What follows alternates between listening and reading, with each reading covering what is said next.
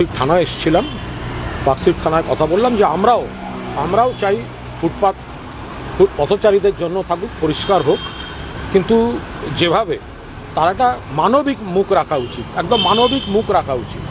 যেভাবে একটা গরিব মানুষ, সে তো নিজের ইচ্ছায় আর গরিব হয়নি।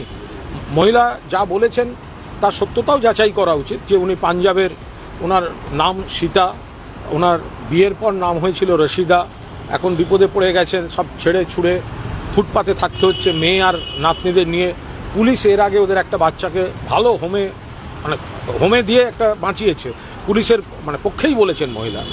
তো আমরা অনুরোধ করলাম যে ওখানে মহিলা একটা অভিযোগ করলেন যে পুলিশের একজন গিয়ে বলেছেন যে মেরে তুলে দেবো, এখনই ভাগ যা, নেই তো ডান্ডা মার্কার উঠায়গা। আমরা বললাম একটু মানবিক মুখ দেখান, আমরাও চাই ফুটপাত ক্লিয়ার, কিন্তু একটা গরিব মানুষ, সে তার মেয়ে নাতনিকে নিয়ে আপনি মেরে তুলে দিলেন, তাকে তো আর একটা কোথাও গিয়ে বসতে হবে, কোথায় যাবে? ফলে দয়া করে পুলিশ পাঠিয়ে মেরে তুলবেন না। দুই, ওনারাও একটা বললেন যে ওই হোমটায় দেখা যাক, ওনারাও খোঁজ নিচ্ছেন, আমরাও খোঁজ নিচ্ছি, এদের পুনর্বাসন দেওয়া যায় কিনা বা একে কোথাও রাখা যায় কিনা।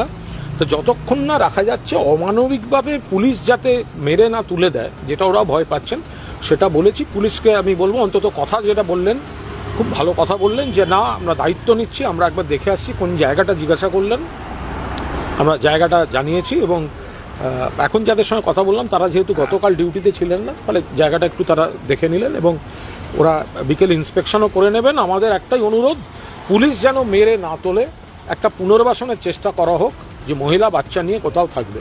আমাদের পরিষ্কার কথা যে ফুটপাত পরিষ্কার, জবরদখল মুক্ত আমরাও চাই, কিন্তু গরিবকে শুধু পুলিশ দিয়ে তুলে দেওয়ার যদি হুমকি দেওয়া হয়, আর কোনো পুলিশ যদি ওখানে গিয়ে বলেন মেরে তুলে দেবো, ডান্ডা মার্কার ভাগা দেওয়া জায়গা, দেশের এত বড় বড় সমস্ত অপরাধীরা ঘুরে বেড়াচ্ছে, পলিটিক্যাল আশ্রয়ে ঘুরে বেড়াচ্ছে, এর সঙ্গে ওর সেটিং হয়ে ঘুরে বেড়াচ্ছে, দেশের কোটি কোটি টাকা লুট করে বিদেশে চলে যাচ্ছে, তাদের ধরার জন্য আমাদের রাষ্ট্রের ক্ষমতা নেই, সময় নেই।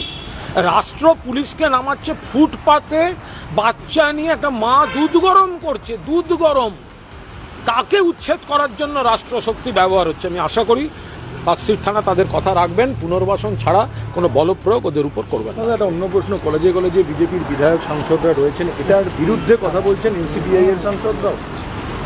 না, ওরা যে তেল মারতে গেছিল ওদের রাখেনি, সেই জন্য ওদের তো পেছন ঘুরতে গেছে, বিজেপির বাড়ি বাড়ি ঘুরে বেড়াচ্ছে সকল এনসিপিআই। ওরা কারা এনসিপিআই?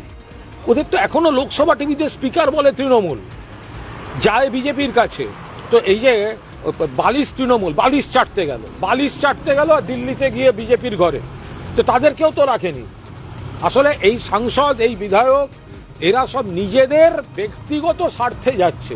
আমরা তো পরিষ্কার বলছি, মাননীয় উচ্চশিক্ষামন্ত্রী বিধায়ক সাংসদদের কাছ থেকে একটা লিস্ট নিন, এবার আপনি চূড়ান্ত সিদ্ধান্ত নিন কোথায় কাকে রাখা যায়। আমি তো আবার বলছি, সগর্বে বলছি, আমাদের সময় আমি দুই শিক্ষামন্ত্রী পার্থ চট্টোপাধ্যায় এবং ব্রাত্য বসুকে আমি নিজে অনুরোধ, হয়তো আমার অধিকার নেই বাট অনুরোধ তো করতে পারি, একাধিক কলেজ স্কুলের আমি ম্যানেজিং কমিটি দিয়েছিলাম, যেখানে কোনো এমপি এমএলএ থাকবে না, বিশিষ্ট কেউ থাকবেন, শিক্ষাবিদ থাকবেন, শিক্ষা প্রতিষ্ঠানকে নেতৃত্ব দিয়েছেন, এলাকার বিশিষ্ট চিকিৎসক, বিশিষ্ট আইনজীবী, সাহিত্য অনুরাগী, বা যারা শিক্ষাটা, স্কুল প্রতিষ্ঠানটাকে, কলেজটাকে বাড়াবেন। তো আমরা তো সেগুলোও করেছি। আর এখানেই দেখলাম পুরো গাদা শুধু বিধায়ক ঢুকিয়েছে, নিজেদের জনপ্রতিনিধি ঢুকিয়েছে।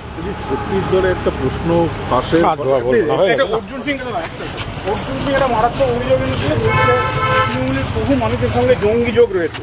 পশ্চিমবঙ্গকে মমতা ব্যানার্জি সরকার সেফ প্যাসেজ বানিয়ে দিয়েছে, আর এই সেফ প্যাসেজের জন্য খারিজি মাদ্রাসা তৈরি হয়েছে। নিশ্চয়ই কোনো ইনপুট রয়েছে, তিনবার স্বরাষ্ট্রমন্ত্রী এসেছেন, সামথিং রং।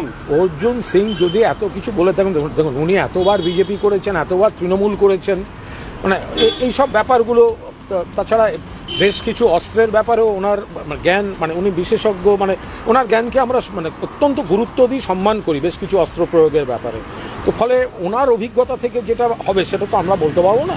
দুই, আজকে কেন্দ্রীয় সরকারও ওনার, রাজ্য সরকারও ওনার যদি কোনো অভিযোগ থাকে, কারোর কোনো খারাপ লিঙ্ক থাকে, কিছু থাকে, ওনারা সরাসরি ব্যবস্থা নিন না, অ্যারেস্ট করুন না, তদন্ত করুন না, শুধু এইরকম কাদা ছড়ার মতো হাওয়ায় কথা বলে লাভ কি আছে?